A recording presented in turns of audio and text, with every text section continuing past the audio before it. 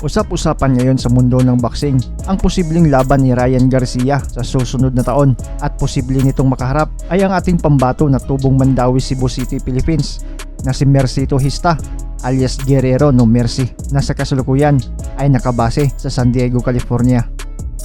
Veterano na sa larong boxing itong si Hista.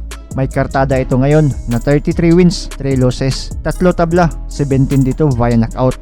May edad na 35, southpaw at lumalaban sa lightweight division. 2 beses na din itong napalaban para sa world title pero di pinalad.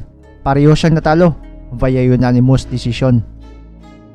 Pumasok si Mercito Hista bilang professional boxer taong 2003. Nagtala ng 11 sunod-sunod na panalo dito sa Pinas bago dumayo sa Amerika para lumaban taong 2007. At mula 2007 ay sa Amerika na lahat ang laban ni Hista at doon na rin siya nanirahan. Nanatiling undefeated si Mercito Hista hanggang 2012. Bit-bit ang record na 26 wins, 0 loss, 1 draw, 12 dito via knockout. Nakuha din niya ang bakanting WBO North American Boxing Organization Youth Lightweight title taong 2010 nang pabagsak niya sa 4th round ang knockout artist ng Mexico na si Oscar Miza. Taong 2012 ay nabigyan ng pagkakataon itong si Mercito Hista na mapalaban sa isang pandaigdigang titulo, ang IBF World Lightweight title na hawak-hawak ng Mexican champion na si Miguel Vasquez. At dito nalasap ni Hista ang pinakaunang pagkatalo sa kanyang karera. Natalo siya via unanimous decision. And still IBF Lightweight World Champion Miguel Angel Vasquez.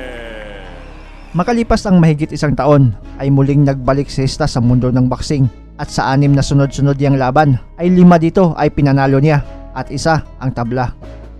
Dahil sa impresibong pagbabalik niya sa ibabaw ng lona ay nabigyan ulit siya ng pagkakataong makalaban para sa isang world title. Nakaharap niya dito ang magaling din na boxer, ang defending WBA World Lightweight Champion at WBC Diamond Lightweight Champion na si Jorge Linares. At dito ulit nalasap ni Hista ang pagkatalo via unanimous decision.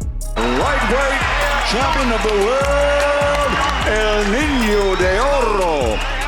Sa kaparehong taon ay napalaban ulit siya sa isang knockout artist na tubong Phoenix, Arizona sa Amerika. Ito ay si Robert Manzanares na para sa bakanting WBO North American Boxing Organization Lightweight title. Nanalo si Hista dito via majority decision at nakuha ang titulo. Sa sumunod na taon ay nalasap ni Hista ang pangatlong pagkatalo at ang pinakaunang pagkatalo niya via KO. Ito ay sa kamay ni Juan Antonio Rodriguez. Nagkaroon pa siya ng laban sa kaparehong taon at nagresulta ito sa isang technical draw.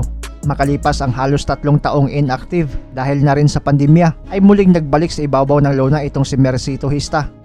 Nakalaban niya dito ang isang knockout artist din na tubong California. Ito ay ang dating hot prospect ng Amerika na si Joel Diaz Jr. Sa laban, unang round pa lang ay di na umubra ang pagiging knockout artist nito si Diaz Jr. 2 beses agad siyang pinabagsak ni Mercito Hista.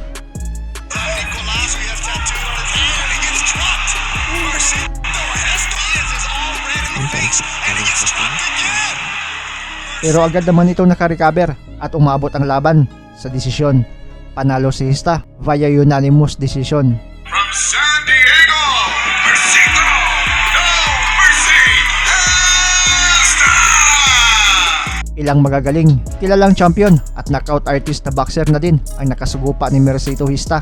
Pero sa kabuuan ng kaniyang karera ay 1 beses lang itong nakatikim ng talo via KO. Kaya naman ang tanong, mapabagsak kaya ni Ryan Garcia itong ating pambato na si Mercito Hista kung sakaling matuloy nga ang nasabing laban nila?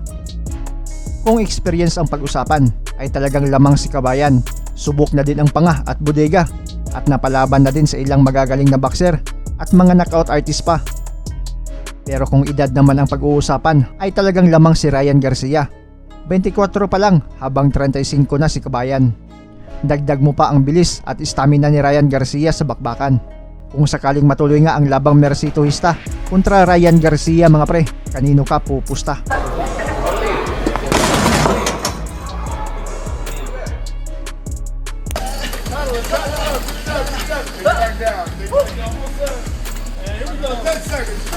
Showtime.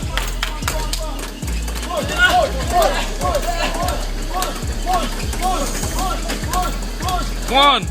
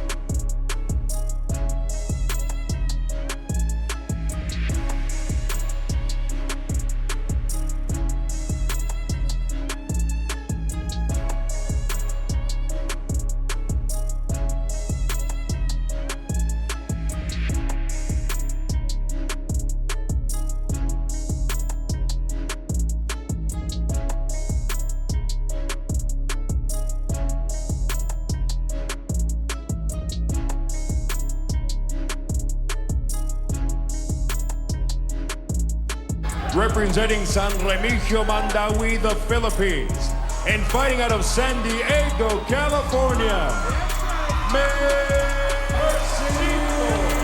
Esta.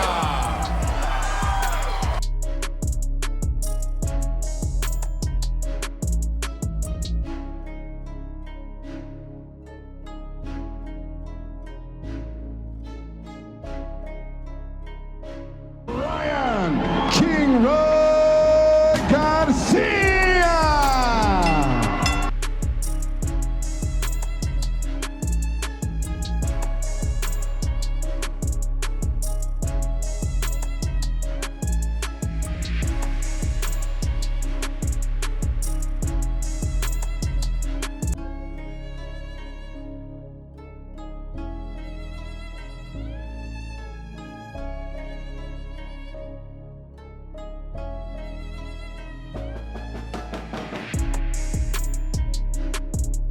Hi guys, this is Mark Magnifico Magsayo. You are watching Channel Manoy.